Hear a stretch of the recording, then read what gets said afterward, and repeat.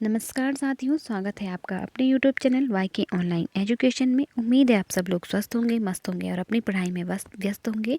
दोस्तों, पिछले सेशन मैं उम्मीद कर रही हूँ कि आप लोग पढ़ रहे होंगे। हम यहाँ पे एलटी की तैयारी कर रहे हैं हिंदी विषय से। और मैंने आपको हमेशा ही कहा है कि आप एनसीईआरटी को ज़रूर पढ़िए, क्योंकि आपका जो सिलेबस होता है वो आधा से ज़्यादा एनसीईआरटी पर ही आधारित होता है। तो कुछ लोग मुझे पूछ रहे थे कि मैम एनसीईआरटी में पर्टिकुलर व्यक्ति का नाम नहीं दिया हुआ है। जैसे मैंने कल भवानी प्रसाद मिश्र के बारे में पढ़ाया और आज हम त्रिलोचन शास्त्री के बारे में पढ़ेंगे। तो मैं आपको बताऊंगी कि आप अपने इस एनसीईआरटी के सिलेबस को अपने एलटी के सिलेबस से कैसे कोरिलेट कर सकते हो। ज़रूरी नहीं है कि आपको किसी व्यक्ति विशेष का नाम वहाँ दिया हुआ हो और ना दिया हुआ हो और आपसे उसके बारे में प्रश्न ना बने। आपको पढ़ने तो सारे पढ़ेंगे, है ना, क्योंकि कहाँ से प्रश्न बनेंगे ये आप खुद नहीं समझते, हम सब नहीं जानते हैं। तो हमें एक नज़र में सभी को पढ़ना, और एनसीईआरटी में तो जितने भी चैप्टर हैं वो आपको ज़रूर पढ़ने हैं, क्योंकि अगर आप पुराने पेपर उठाकर देखेंगे तो आपको दिखेगा, पता चल जाएगा कि एनसीईआरटी से कितने सारे प्रश्न पूछे गए हैं। तो आज मैं आपको बताऊंगी कि जो अभी रिसेंटली पिछले साल जो एलटी का पेपर हुआ था लास्ट टाइम, उसमें कैसे प्रश्न बने थे और आपसे यहाँ से कैसे प्रश्न बनेंगे। तो आइए शुरू करते हैं। और यदि आपको सेशन पसंद आए तो ज़रूर लाइक कीजिएगा, शेयर कीजिएगा, सब्सक्राइब करिएगा और कमेंट सेक्शन में कोई भी डाउट है तो मुझे बताने का कष्ट करें। मैं आपके डाउट को ज़रूर क्लियर करूँगी। चलिए बढ़ते हैं आगे। देखिए यहाँ पर एक कोटेशन है जो आपसे डायरेक्ट पूछ लिया जा सकता है। कविताएं रहेंगी तो सपने भी रहेंगे, जीने के लिए सभी सपने सभी को आश्वासन देते हैं। भंवर में झकोरे खाती नाव को जैसे तैसे उबार लेते हैं। कविताएं सपनों के संग ही जीवन के साथ हैं, कभी कभी पाँव हैं, कभी कभी हाथ हैं। मेरा घर नाम से इन्होंने एक रचना लिखी थी, त्रिलोचन जी ने, वहाँ से ये लिया गया है। ठीक है, तो ये त्रिलोचन जी का है। चलिए आगे बढ़ते हैं, थोड़ा सा इनके बारे में सामान्य जानकारी देख लेते हैं। त्रिलोचन इनका जो नाम है, यानी कि जो इनको जानते हैं त्रिलोचन के नाम से, लेकिन इनका मूल नाम क्या है? वासुदेव सिंह। ये तो आप ध्यान रख, आप एलटी का पेपर उठाकर देख लीजिए, वहाँ पर कई ऐसे राइटर हैं, कई ऐसे लेखक हैं जिनके नाम को जिनका जो मूल नाम है वो आपसे पूछा गया है। ठीक है, तो ये आपको ध्यान रखना है। तो यहाँ पर आप देख लीजिए, जो त्रिलोचन शास्त्री हैं इनको मिला है ये नाम साहित्य में, लेकिन इनका जो मूल नाम है वो क्या है? वासुदेव सिंह। ठीक है, तो पहला ये आपको नोट डाउन करना है। देखिए, इनका जन्म 1917 चिरानीपट्टी जिला सुल्तानपुर उत्तर प्रदेश में हुआ था। ठीक है, इसके बाद देखिए इनकी प्रमुख रचनाएं ये आपको ध्यान रखनी है। धरती, गुलाब और बुलबुल, दिगंत, ताप के ताए हुए दिन, ये बहुत इंपॉर्टेंट है, ताप के ताए हुए दिन, इसको आप ध्यान रखिएगा। शब्द, उस जनपद का कवि हूँ, अर्घान, तुम्हें सौंपता हूँ, चैती, अमोला, मेरा घर, जीने की कला, ये क्या है? इनके काव्य हैं। ठीक है, देश काल, रोज नामचा, काव्य और अर्थबोध, मुक्तिबोध की कविताएं, ये क्या है? इनका गद्य है। हिंदी के अनेक कोशों के निर्माण में इन्होंने महत्वपूर्ण योगदान दिया है। ठीक है, तो ये आप ध्यान रखेंगे। इनको जो सम्मान मिला है वो साहित्य अकादमी सलाकल सम्मान, महात्मा गांधी पुरस्कार उत्तर प्रदेश। अब आपके लिए यहाँ पर एक प्रश्न है कि जो त्रिलोचन है उन्हें उनकी कौन सी रचना के लिए साहित्य अकादमी पुरस्कार मिला था और कब मिला था? ये आप मुझे कमेंट सेक्शन में लिख करके ज़रूर भेजिएगा, ताकि मुझे भी पता चले कि आप लोग तैयारी किस हद तक कर रहे हैं, यानी कि कैसी आपकी तैयारी चल रही है। ठीक है, चलिए आगे बढ़ते हैं। इनका निधन 2007 में हुआ था। हिंदी साहित्य में त्रिलोचन प्रगतिशील काव्यधारा के प्रमुख कवि के रूप में प्रतिष्ठित हैं। अब यहाँ पर आप देख लीजिए, ये इम्पॉर्टेंट आपका बन जाता है। देखिए, आपके पास भले ही त्रिलोचन आपके पाठ्यक्रम में अलग से नहीं दिया हुआ है, लेकिन आपके पास छायावादोत्तर काव्य दिया है। आपने देखा होगा, मैंने आपको सिलेबस भी डिस्कस किया था, तो वहाँ पर क्या दिया हुआ है? छायावादोत्तर काव्य यानी कि छायावाद के बाद के जो काव्य हैं, और उस काव्य के अंदर अगर आपको पता हो तो छायावाद के जस्ट बाद आता है प्रगतिशील काव्य। और यहाँ पर वही चीज़ दी हुई है कि हिंदी साहित्य में जो त्रिलोचन है वो प्रगतिशील काव्य धारा के प्रमुख कवि के रूप में प्रतिष्ठित हैं। तो क्या अब प्रगतिशील, केवल प्रगतिशील शब्द से तो आपको क्वेश्चन नहीं बनेंगे। प्रगतिशील क्या है, उसके अंदर कौन से कवि हैं, उनकी क्या रचनाएं हैं, ये आपसे पूछा जाएगा। तो क्या आपको, अब मैं उम्मीद कर रही हूँ कि आपको सिलेबस समझ में आ रहा होगा कैसे आपको पढ़ना है, ठीक है। ऐसा नहीं है कि आपको बिल्कुल जो पॉइंट दिए हुए हैं आपको उन्हीं पे फोकस करना है, उनके अंदर क्या चीज़ें हैं वो भी आपको पढ़ने हैं, है ना।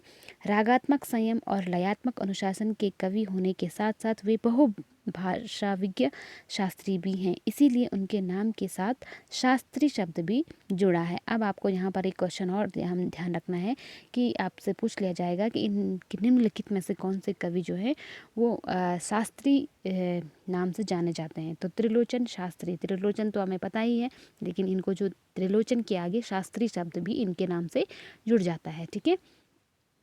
चलिए इसके बाद देखिए, लेकिन यह शास्त्रीयता उनकी कविता के लिए बोझ नहीं बनती। त्रिलोचन जीवन में निहित मंद लय के कवि हैं। प्रबल आवेग और त्वरा के की अपेक्षा इनके यहाँ काफ़ी कुछ स्थिर है। चलिए आगे देख लेते हैं। इनकी भाषा छायावादी रूमानियत से मुक्त है तथा उसका ठाड़ ठेठ गांव की ज़मीन से जुड़ा हुआ है, यानी कि इन्होंने जो है गांव की चौपाल से लेकर शहर की जो चमकती दमकती जो दुनिया है उस तक अपनी कलम को चलाया है, ठीक है। तो बहुत डाउन टू अर्थ हम कह सकते हैं, बहुत जो जन की भाषा थी उसमें ये लेखन करते थे, इसीलिए ये काफ़ी फेमस रहे, काफ़ी प्रिय अपने टाइम पे हुआ करते थे।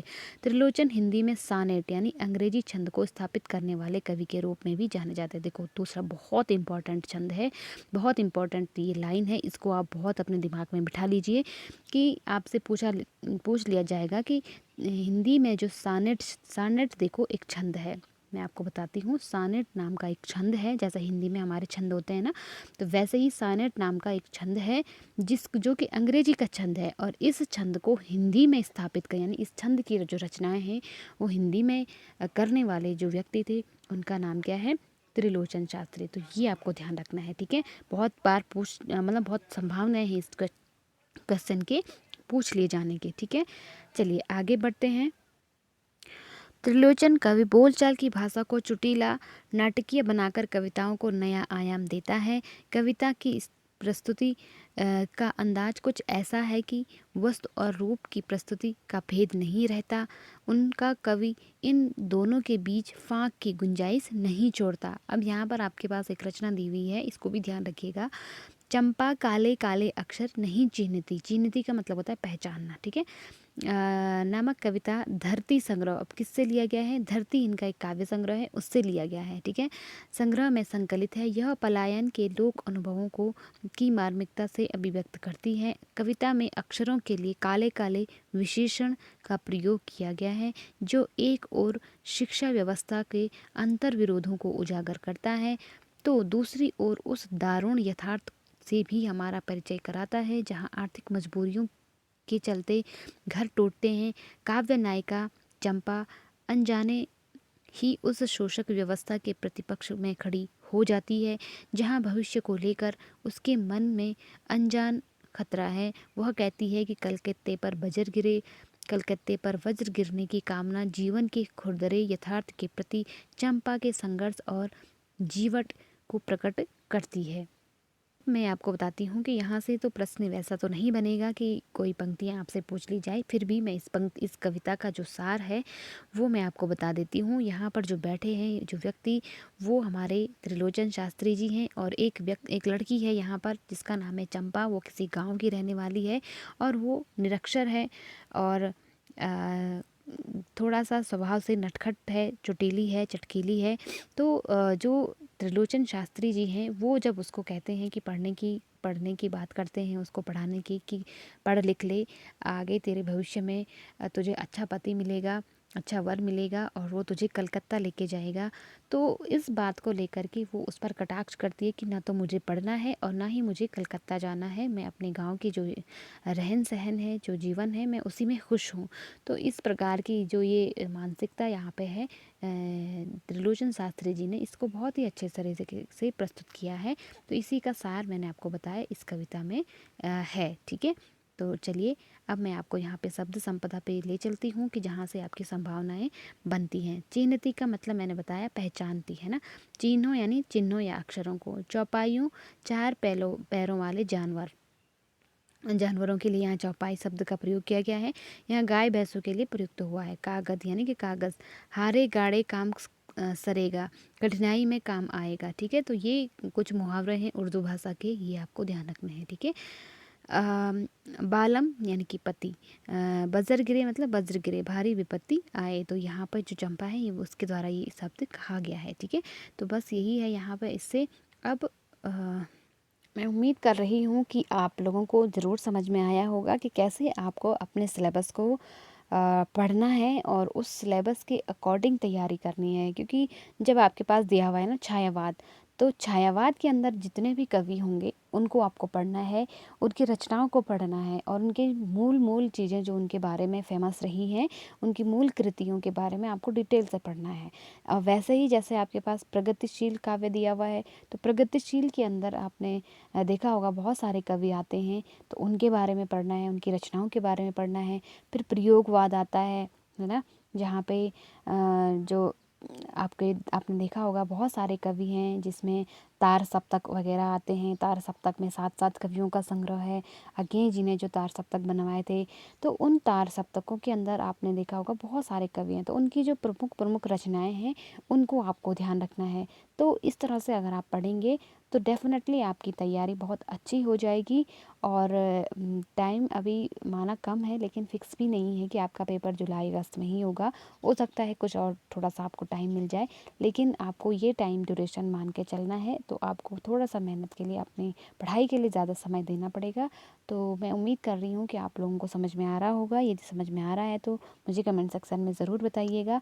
आपके मैसेजों से काफ़ी मोटिवेशन मिलता है और हम और अच्छा करने के लिए आपके लिए प्रयासरत रहते हैं। तो चलिए दोस्तों, शेयर करना बिल्कुल भी ना भूलिए। मिलती हूँ मैं अगले वीडियो में आपके लिए कुछ महत्वपूर्ण तथ्यों के साथ। तब तक के लिए आप पढ़ते रहिए, अपना और अपनों का ध्यान रखिए। नमस्कार।